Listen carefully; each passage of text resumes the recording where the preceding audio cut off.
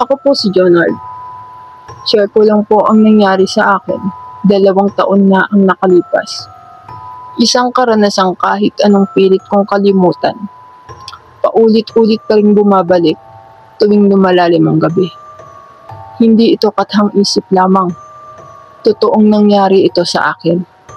At sa totoo lang, simula nang mangyari yun, hindi na ako muling naging buo.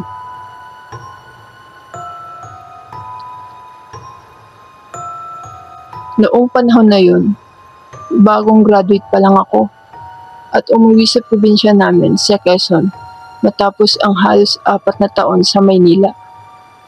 Wala pa akong trabaho noon, kaya tinanggap ko ang alok ng pinsan ko na bantayan ang lumang bahay ng lolo at lola namin sa dulo ng baryo.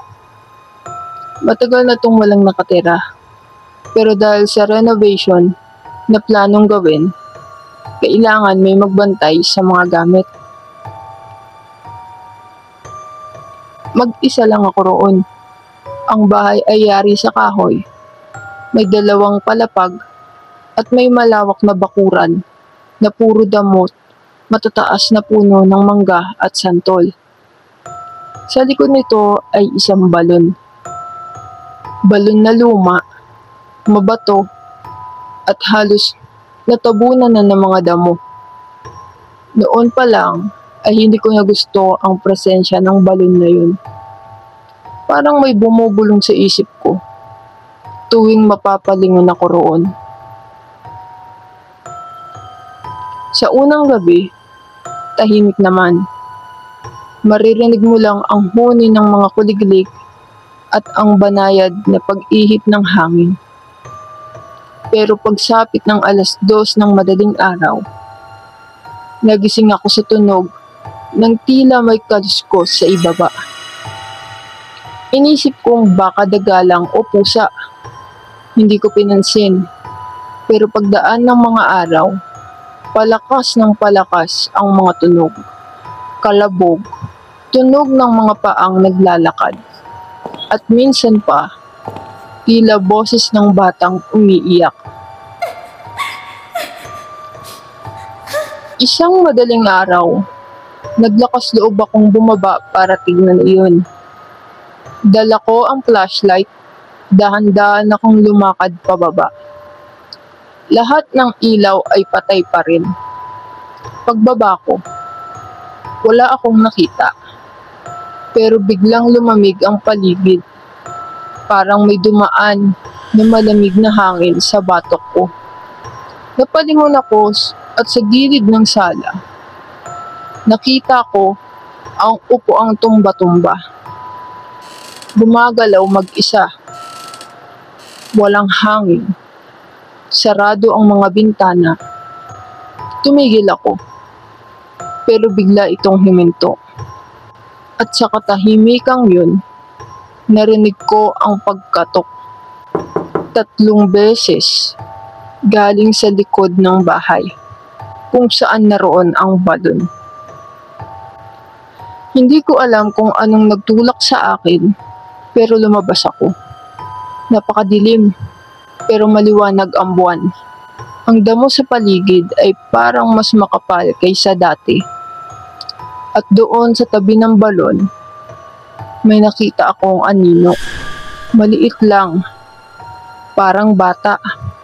Nakaupo sa gilid ng balon at nakayuko. Gusto kong sumigaw pero walang lumabas na boses. Ang katawan ko ay tila nakapako sa lupa. Hanggang sa unti-unting lumingon sa akin ang aninong iyon. Wala siyang mukha, Boss Pao. Wala ring mata, ilong o bibig. Puro balat lang na parang paso. Tumayo ito at dahan-dahang naglakad papalapit. Tumakbo ko balik sa loob. Isinira ang pinto at inilak. Pero hindi ako nakatulog buong gabi. Kinabukasan, pumunta ako sa kapitan at ikinuwento ang nakita ko. Napatingin lang siya sa akin at sinabing, "Hindi ka na sana umupa dyan." Tinanong ko kung bakit. Ang sabi niya, matagal nang sinumpa ang balon sa likod ng bahay namin. Noong panahon ng hapon, may batang babae raw na tinapon doon ng mga sundalo. Hindi siya namatay agad.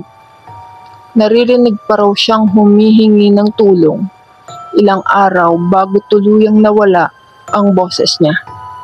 Simula noon, sinara ng mga tao ang balon at sinabihan ng lahat na huwag lalapit doon. Pero dahil sa mga taon ng kapabayaan, unti-unti na namang bumukas ang takip. At ngayong may tumira na ulit sa bahay, ginigising na naman ng espiritu ang kasaysayang pilit na tinabunan ng mga tao. Dumaan ang mga araw.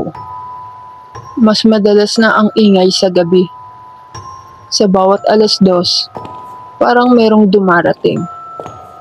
Ang upuang tumba-tumba ay gumagalaw. Minsan, nabubuksan ang gripo sa lababo kahit hindi ko pinipihit. May sulat sa salamin na nilalagay gabi-gabi. Mga salitang hindi ko maintindihan. At isang gabi, sa mismong dingding ng kwarto ko, may nakaukit na mga letra. Balikan mo ako. Nagdesisyon akong umalis. Sa huling gabi ko roon, nag-empake ako ng gamit. Pero bago ako makalabas, namatay ang ilaw. Napuno ng kadiliman ng buong bahay. Kinuha ko ang cellphone ko para gamitin ang flashlight. Pero wala na rin itong baterya.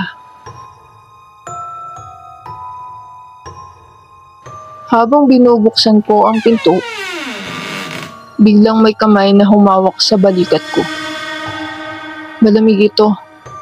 Mabigat. Hindi ako makagalaw. At sa mismong tenga ko, may bumulong. Huwag mo akong iwan.